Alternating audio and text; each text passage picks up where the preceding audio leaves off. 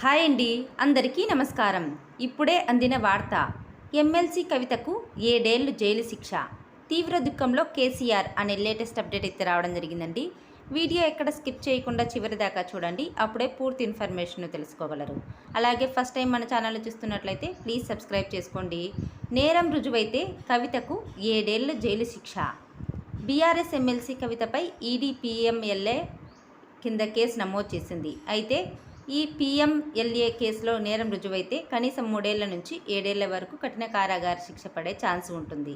అలాగే 5 లక్షల రూపాయల వరకు జరిమానా కూడా చెల్లించాల్సి ఉంటుంది.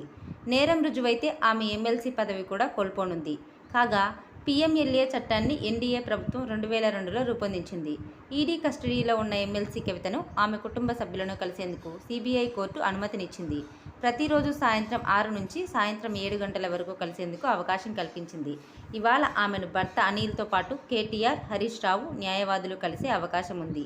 ఢిల్లీ లిక్కర్ పాలసీ కేసులో అరెస్ట్ అయిన ఈమెను ఈ నెల 23 వరకు కస్టడీకి అనుమతిస్తూ కోర్టు శనివారం తీర్పునిచ్చిన సంగతి తెలిసిందే.